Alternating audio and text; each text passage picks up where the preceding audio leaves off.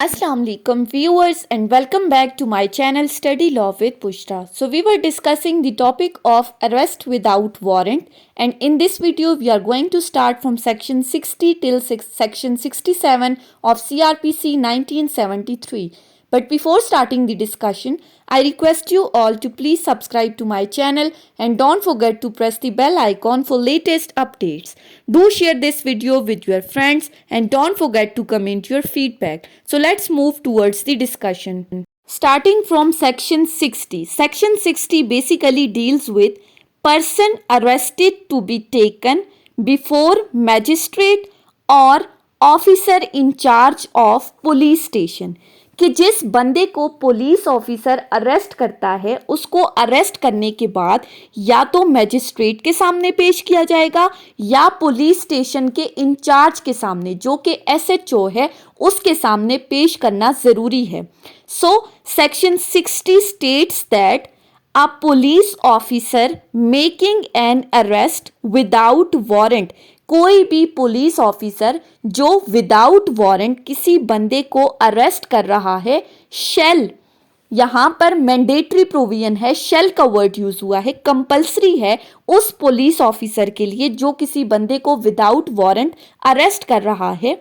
अब shell without unnecessary delay, बगैर किसी ताखीर के, बगैर कोई भी इंतज़ार किए बगैर वो उसको क्या करेगा, टेक और send the person arrested before a magistrate having jurisdictions in the case. वो उस बंदे को उस मैजिस्ट्रेट के सामने पेश करेगा जिस मैजिस्ट्रेट की जुरिस्डिक्शन में वो केस आ रहा है, जो इलाका मैजिस्ट्रेट है उसके सामने पेश करेगा. और अगर मैजिस्ट्रेट प्रेजेंट नहीं है या किसी वजह से मैजिस्ट्रेट के सामने पेश नहीं कर सकता, then before the officer in charge of police station जो एसएचओ है उसके सामने पेश करेगा.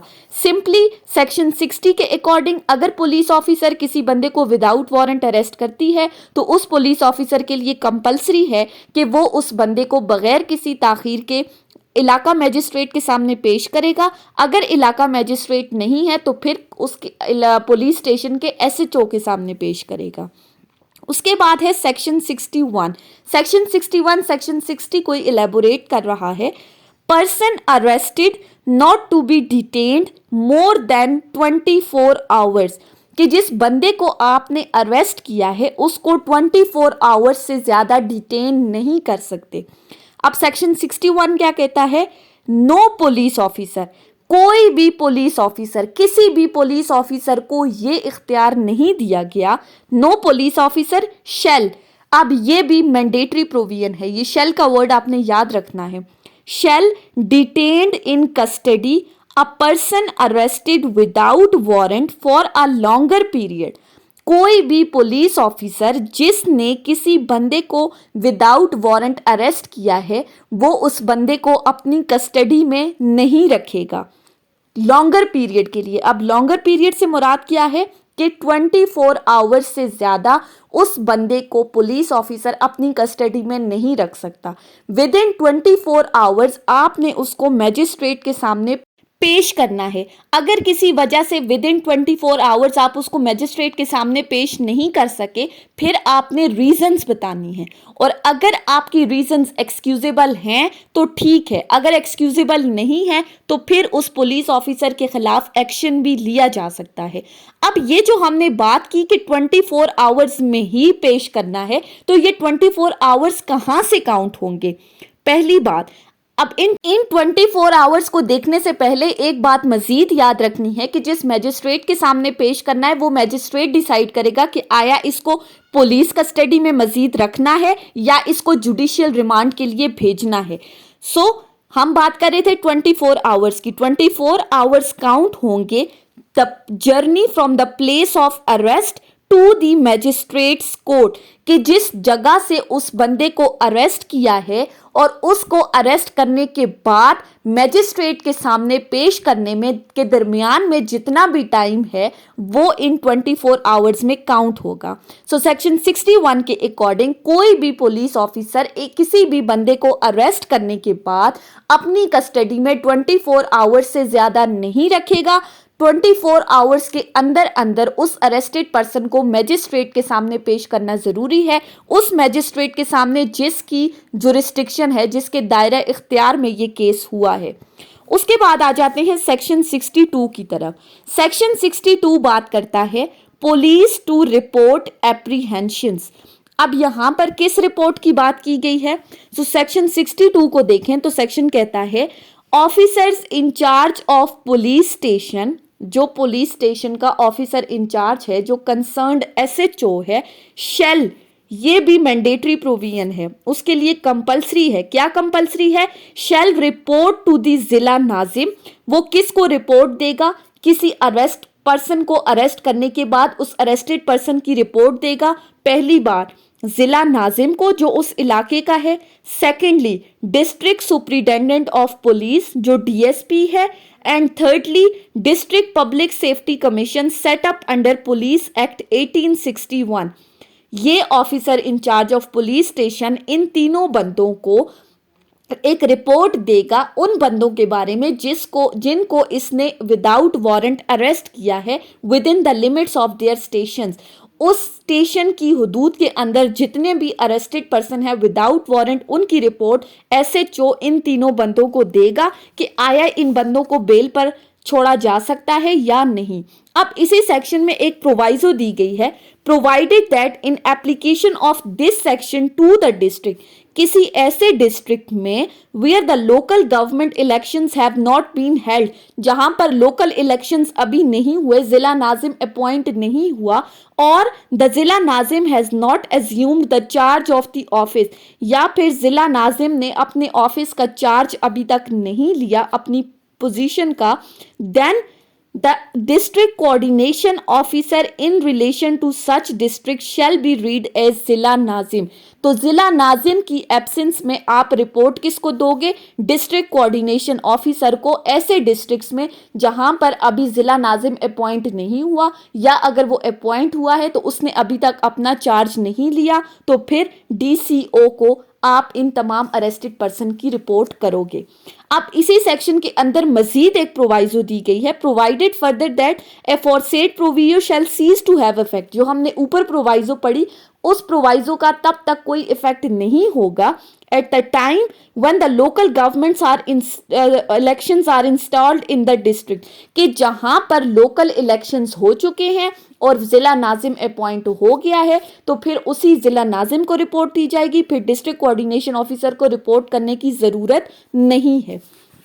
उसके बाद आ जाते हैं सेक्शन 63 के ऊपर। सेक्शन 63 बात करता है discharge of person apprehended.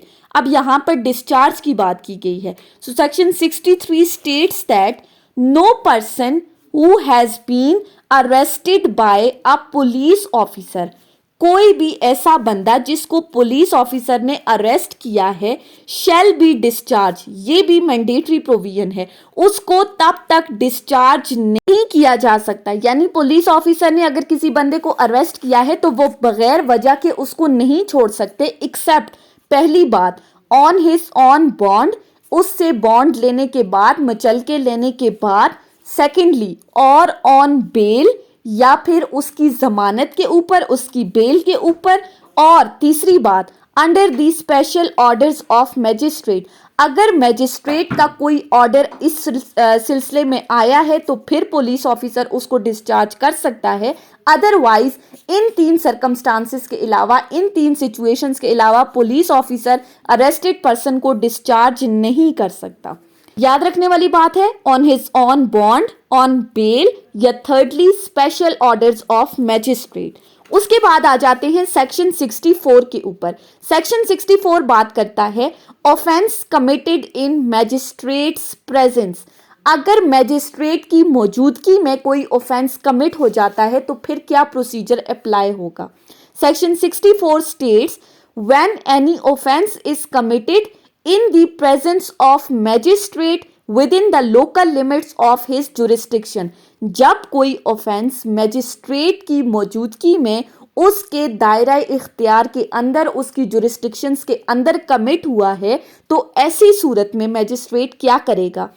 He may himself arrest or order any person to arrest the offender, तो वो या तो खुद करेगा, अरेस्ट करेगा, और या फिर किसी दूसरे बंदे को ऑर्डर देगा कि वो इस ऑफेंडर को अरेस्ट करें जिसने ऑफेंस कमिट किया है। सिंपली सेक्शन 64 के अकॉर्डिंग अगर कोई ऑफेंस कमिट होता है मैजिस्ट्रेट की प्रेजेंस में और प्राइमा फेशियाई मैजिस्ट्रेट को ये लगता है कि ये ऑफेंस है, तो ऐसी सूरत में वो या तो उस ऑफेंडर को खुद अरेस्ट करेगा या फिर किसी दूसरे बंदे को ऑर्डर देगा, डायरेक्शंस देगा कि वो उस बंदे को अरेस्ट करें। उसके बाद है सेक्शन 65। सेक्शन 65 कहता है अरेस्ट बाय और in the presence of magistrate, कि अगर तो मैजिस्ट्रेट खुद अरेस्ट कर रहा है या उसकी प्रेजेंस में किसी बंदे को अरेस्ट करना है तो क्या प्रोसीजर होगा। So section 65 states that any magistrate may at any time, कोई भी मैजिस्ट्रेट किसी भी वक्त मे का वर्ड यूज हुआ है, मैंडेटरी प्रोविजन नहीं है, वो कर सकता है, डिस्क्रिशनरी पावर्स है। May at any time arrest और डायरेक्ट द अरेस्ट, वो खुद अरेस्ट कर सकता है या किसी को डायरेक्शंस दे सकता है कि वो अरेस्ट करे। अब किसको अरेस्ट करे? इन हिज प्रेजेंस, उसकी मौजूदगी में, with in the local limits of his jurisdiction, उसकी जुरिस्डिक्शन के अंदर, उसकी दायरे इख्तियार के अंदर, ऑफ एनी पर्सन, किसी भी बंदे को, for whose arrest he is competent at the time and in the circumstances to issue a warrant, कोई भी ऐसा बंदा जिसको अरेस्ट करने के लिए वो कॉम्पिटेंट है या वो उसके खिलाफ वारंट इशू कर सकता है। सिंपली अगर सेक्शन 65 को देखें तो सेक्शन 65 कहता है कि कोई भी मैजिस्ट्रेट किसी भी टाइम किसी भी बंदे को खुद अरेस्ट कर सकता है जिसको अरेस्ट करने के लिए वो कॉम्पिटेंट है, या किसी दूसरे बंदे को डायरेक्शंस दे सकता है, उसके खिलाफ वारंट इशू कर सकता है कि आप फलां बंदे को जाके अरेस्ट करो। ये सेक्शन 65 मैजिस्ट्रेट को डिस्क्रिशनरी पावर्स प्रोवाइड कर रहा है। उसके बाद आ जाते हैं सेक्शन 66 के ऊपर। सेक्शन 66 बात करता है power on escape to pursue and retake, कि अगर कोई बंदा अरेस्ट होने के बाद भाग जाता है तो क्या आप उसका पीछा कर सकते हो या नहीं।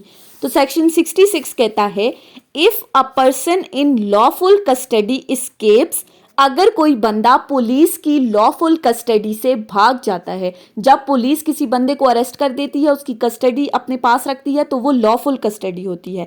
अगर कोई बंदा वहां से भाग गया है और is rescued, the person from whose custody he escaped may immediately pursue and arrest him in any place in Pakistan, तो जिसकी लॉफुल कस्टडी से वो मुल्जिम भागा है वो पुलिस ऑफिसर उसका ताक़ुब करते हुए, उसका पीछा करते हुए जा सकता है और वो उसको पाकिस्तान में किसी भी जगह पर अगर वो मौजूद है तो वो उसको अरेस्ट कर सकता है। ये भी डिस्क्रिशनरी पावर है, मैंडेटरी नहीं है। अगर कोई बंदा पुलिस की कस्टडी से भाग गया है तो पुलिस उसको अरेस्ट करने के लिए उसका पीछा करते करते पाकिस्तान में किसी भी जगह से उसको अरेस्ट कर सकती है। उसके बाद है सेक्शन 67, लास्ट सेक्शन है। सेक्शन 67 बात करता है provisions of section 47, 48 and 49 to apply to arrest under section 66, कि जो हमने सेक्शन 47, 48, 49 में पढ़ा था, अरेस्ट जनरली किसी बंदे को अगर वो किसी जगह पर चला गया है तो उस जगह को सर्च करना, फिर अगर वो बंदा आपको अंदर आने की इजाज़त नहीं दे रहा तो फिर आपने क्या करना है। तो ये सेक्शन 67 कहता है कि उन तमाम सेक्शंस की प्रोविजन सेक्शन 66 के अंदर जो अरेस्ट की बात की गई है उन तमाम पर एप्लीकेबल होंगी। So that was all about today's discussion। Arrest without warrant section 60 से सेक्शन 67 तक हमने डिस्कस किया। अरेस्ट विदाउट वारंट का टॉपिक खत्म हो गया है। सो आई होप कि आपको ये लेक्चर समझ में आया होगा। अगर आपने इस वीडियो को अटेंटिवली सुना है तो अगर आपको ये वीडियो अच्छी लगी है तो इस वीडियो को लाइक करें, कॉमेंट करें और चैनल को ज़रूर सब्सक्राइब करें। Thank you so much for watching. Allah Hafiz.